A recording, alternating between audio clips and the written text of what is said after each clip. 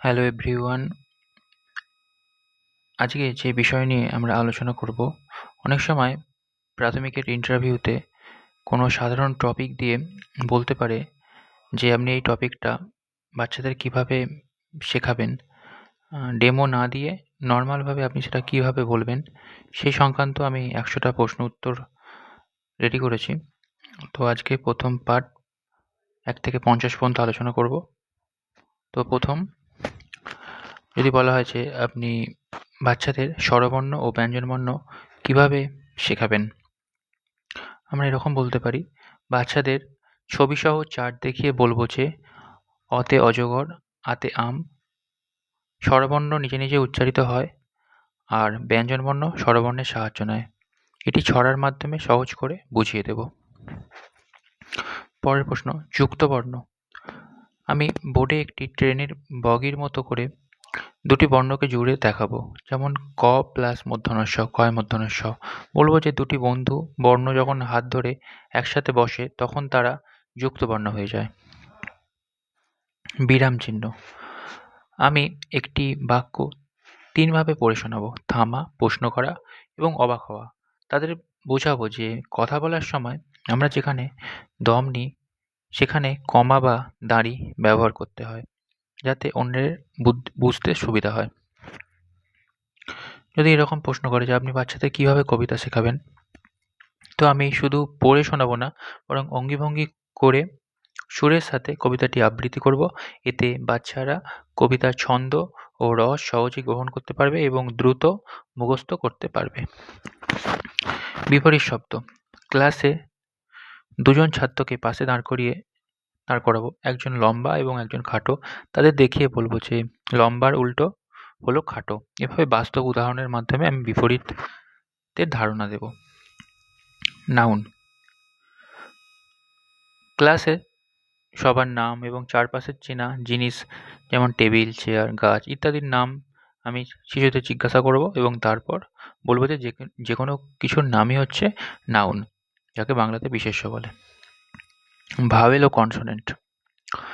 হাতের 5টি আঙুলকে এ, ই, I O you নাম দেব। বলবো যে এরা হচ্ছে 5 জন বিশেষ বন্ধু বা ভাওয়েল, যাদের ছাড়া ইংরাজি শব্দ তৈরি করা প্রায় অসম্ভব। বাকিরা হলো কনসোনেন্ট। এইভাবে ভাওয়েল ও কনসোনেন্টের ধারণা দিতে পারি। আর্টিকেল। আমরা বলবো যেসব শব্দ ভাওয়েল দিয়ে শুরু তার আগে অ্যান বসে আর বাকিদের আগে এ বসে। তবে অনেস্ট, ইউনিভার্সিটি এর মতো ব্যতিক্রমগুলো উচ্চারণের মাধ্যমে আমি তাদেরকে বুঝিয়ে দেব। প্রিপোজিশন। একটি কলমকে বইয়ের ওপরে, নিচে এবং ভেতরে রেখে বলবো যে ওপরে মানে অন, আন্ডার মানে নিচে, আর বিটুইন মানে মাঝে। এইভাবে প্রিপোজিশন বোঝাবো। হাতের লেখা। আমি প্রথমে বড় করে বোর্ডে বর্ণ লিখে দেখাবো হাত কোন দিকে ঘোরাতে হয়। তারপর তাদের বলবো স্লেটে বা খাতায় বড় বড় করে বর্ণ লিখতে। এতে হাতের পেশি নমনীয় হবে এবং লেখা সুন্দর হবে। পরেরটা, সংখ্যা চেনা। আমি কিছু মার্বেল বা কাঠি নিয়ে গুনতে শেখাবো। 1 থেকে 10 পর্যন্ত সংখ্যাগুলোকে কোনো বস্তুর পরিমাণের সাথে মেলাতে শেখাবো, যাতে তারা সংখ্যার প্রতীক ও মান দুটোই বোঝে। যোগ। তো আপনি একজন শিক্ষার্থীকে কীভাবে যোগ শেখাবেন? আমি একজনকে 3টে চকলেট আর একজনকে 2টো চকলেট দেবো। তারপর বলবো সবগুলো আমার হাতে দাও। এবারে মোট কটা হলো? ওরা বলবে যে 5টি। এইভাবে একত্র করা মানে যোগ, তা বুঝিয়ে দেব। বিয়োগ। 5টি ছকের থেকে 2টো সরিয়ে নিলে তাদের গুনতে বলবো যে কটি থাকলো। বলবো যে বড় কিছু থেকে ছোট অংশ বাদ দেওয়াই হলো বিয়োগ। গুণ। আমি তাদের বলবো 2 যোগ 2 যোগ 2 লিখে যোগ করতে বলবো। উত্তর 6 হবে। এবার বলবো 2কে 3 বার যোগ না করে 2কে 3 দিয়ে গুণ করলেও 6 হয়। অর্থাৎ বারবার যোগ করাই হলো গুণ। ভাগ। 6টি চকোলেট 3 জন ছাত্রের মধ্যে সমানভাবে বিলি করে দেব। প্রত্যেকে কটা করে পেল? 2টো। এইভাবে কোনো কিছু সমান ভাগে ভাগ করে দেওয়াই হলো ভাগ। এইভাবে আমি তাদের ভাগ শেখাবো। শূন্যের ধারণা কিভাবে দেবেন? আমার হাতে আমার হাত দেখিয়ে বলবো আমার হাতে কটা বিস্কুট আছে, তারা বলবে একটাও না। তো আমি তখন তাকে বলবো যে কিছু না থাকা মানেই অঙ্কের ভাষায় তাকে শূন্য বলে। জোড় ও বিজোড়। বাচ্চাদের বলবো জোড়ায় জোড়ায় হাত ধরতে। প্রথমে তাদেরকে বলবো যে জোড়া মানে দুটো, তাদের জোড়ায় জোড়ায় হাত ধরতে বলবো, যাতে যাদের জোড়া মিলবে তারা জোড় সংখ্যা, আর যে একা থেকে যাবে সে বিজোড়। এইভাবে 2, 4, 6 এর ধারণা দেব। বড় সংখ্যা, বড় ও ছোট সংখ্যা। আমি সিঁড়ির উদাহরণ দেব। 1 তলায় থাকা মানে ছোট, আর 10 তলায় ওঠা মানে বড়। অথবা লজেন্সের সংখ্যার মাধ্যমে বোঝাবো যে বেশি মানে বড় সংখ্যা। স্থানীয় মান। একক ও দশকের দুটি ঘর বা পাত্র বানাবো। এককের ঘরে 9টির বেশি বল রাখা যায় না। বুঝিয়ে দিয়ে বলবো যে 10 নম্বর বলটি এলেই সেটি দশকের ঘরে চলে যাবে। জ্যামিতির আকার। জ্যামিতির আকার বোঝানোর জন্য হাতের ছুরি দেখিয়ে বৃত্ত, বই দেখিয়ে আয়তক্ষেত্র এবং সিঙ্গারা দেখিয়ে ত্রিভুজ চেনাবো। চারপাশের চেনা বস্তুর সাথেই জ্যামিতির আকারকে খুঁজে বের করতে বলবো। জীবঝড়। এখানে বলা হয়েছে একটা গাছকে জল দিয়ে দেখাবো যে সেটি বাড়ছে।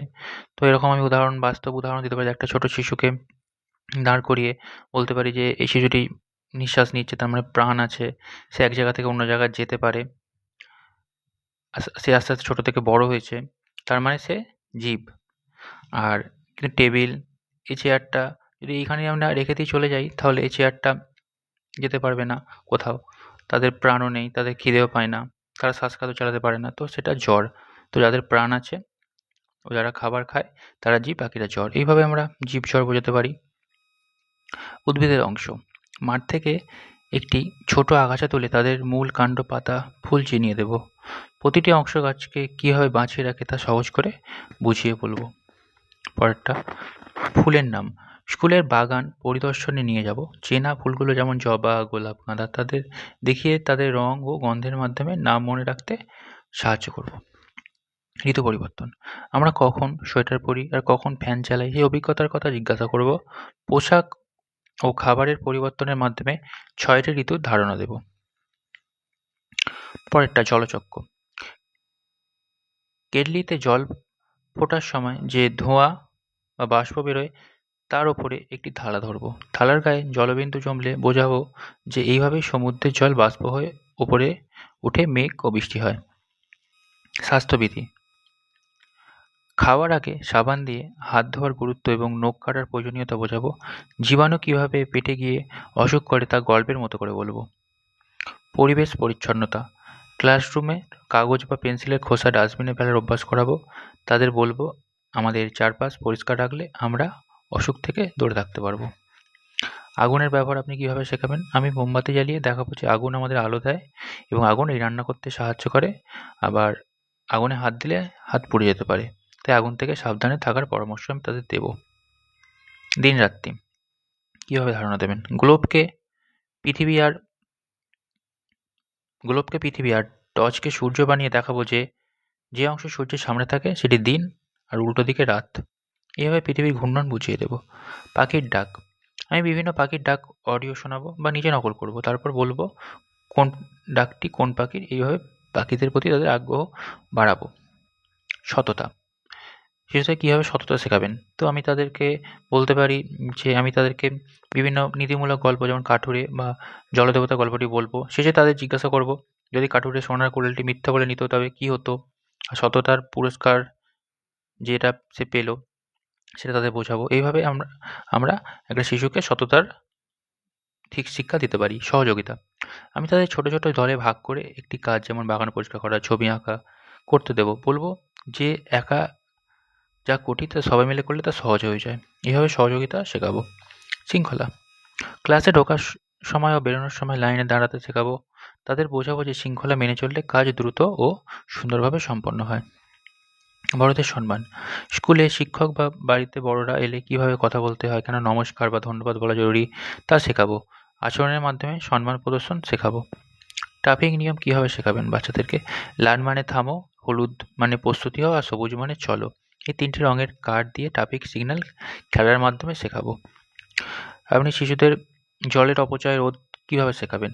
আমি বাচ্চাদের বলবো জলের অপচয় করলে ভবিষ্যতে আমরা পান করার জল পাবো না। কল খোলা দেখলে বন্ধ করা এবং প্রয়োজনের বেশি জল নষ্ট না করতে শেখাবো। জাতীয় পতাকা। আমাদের পতাকার ৩টি রঙের অর্থ বলবো, গেরুয়া, সাদা এবং সবুজ। পতাকাকে কীভাবে সম্মান করতে হয় তাও শিখিয়ে দেবো। খাদ্যাভ্যাস। শাকসবজি ও ফল কেন স্বাস্থ্যের জন্য ভালো, আর বাইরের খাবার যেটা জাঙ্ক ফুড কেন খারাপ তা সহজ করে বুঝিয়ে দেবো যাতে তারা পুষ্টিকর খাবার আগ্রহী হয়। পরিবার। পরিবারের সদস্যদের নিয়ে আলোচনা করব, কার পরিবারে কে আছেন তা জানতে চাইবো এবং বাবা-মা ও বড়দের সাহায্য করার গুরুত্ব আমি তাদেরকে বোঝাবো। ৪০ শ্রমের মর্যাদা কীভাবে বোঝাবেন? স্কুলের বাগান বা ক্লাসরুম পরিষ্কার করার সময় আমি নিজেও কাজ করব। তাদের বোঝাবো যে কোনো কাজই ছোট নয়, নিজের কাজ নিজে করার গর্বের বিষয়। রং চেনা। লাল লাল রঙের আপেল, সবুজ পাতা এবং নীল আকাশের ছবি দেখিয়ে রঙের নাম শেখাবো। প্রাথমিক ৩টি রং মিশিয়ে কীভাবে নতুন রং তৈরি হয় তাও শেখাবো। মাটি দিয়ে কাজ। তাদের কাদামাটি দিয়ে ছোট ছোট ফল বা খেলনা বানাতে দেবো। এটি তাদের হাতের আঙুলের কাজ এবং সৃজনশীলতা বৃদ্ধিতে সাহায্য করবে। গল্প বলা। আমি গল্পের অর্ধেকটা বলবো এবং বাকি অর্ধেকটা তাদের কল্পনা করতে বলবো। এতে বাচ্চাদের চিন্তা শক্তি ও কথা বলার ক্ষমতা বাড়বে। গান বা ছড়া আপনি কীভাবে শেখাবেন? সুর ও তালের সাথে ছড়া শেখাবো বা গান শেখাবো। এতে তারা আনন্দ পাবে এবং পড়ার প্রতি ভয় দূর হবে। দলগত গান সামাজিকতা শেখাবে। কাগজ ভাঁজ। কাগজ ভাঁজ করে নৌকা বা ফুল বানানো শেখাবো। এতে তাদের মনোযোগ ক্ষমতা ও ধৈর্য বাড়াতে সাহায্য করবে। শব্দ খেলা। আমি একটি শব্দ বলবো, তার শেষ অক্ষর দিয়ে তারা নতুন শব্দ বলবে। এতে তাদের শব্দভাণ্ডার দ্রুত বৃদ্ধি পাবে। দিক চেনা। সকালে রোদে দাঁড়িয়ে সূর্যের দিকে মুখ করতে বলবো। সামনের দিকটি পূর্ব এবং এভাবে চারিদিকে ধারণা দেবো এবং কম্পাস দিয়েও দেখাতে পারি। সময় দেখা। কাগজের বড় ঘড়ি বানিয়ে কাঁটা ঘুরিয়ে দেখাবো বা কাগজে ছবি এঁকে ছোট কাঁটা ঘন্টার কাঁটা এবং বড় কাঁটা মিনিটের কাঁটা এবং সহজ সময় যেটা ১০টা, ২টো এইভাবে তাদেরকে আমি ঘড়ি দেখতে শেখাবো। পশু পাখি চেনা। বিভিন্ন পশুর ডাক, চলাফেরার অভিনয় করে দেখাবো বা তাদের ছবি দেখিয়ে তাদের বলবো বাঘের গায়ে ডোরা কাটা কেন, জিরাফের গলা কেন লম্বা, এসব মজার তথ্য দিয়ে তাদেরকে আমি জানাবো। ৫০ নম্বর প্রশ্ন, ইন্দ্রিয়র পরিচয়। চোখ বেঁধে কোনো ফল খেতে দিয়ে বা কোনো শব্দ শুনিয়ে তাদের চিনতে বলবো। এভাবে চোখ, নাক, কান, জিভ, ত্বক এদের কাজ আমি বুঝিয়ে দেবো। আজকে আমরা ৫০টা আলোচনা করলাম। পরের দিন আমরা ৫১ থেকে ১০০ পর্যন্ত আলোচনা করব।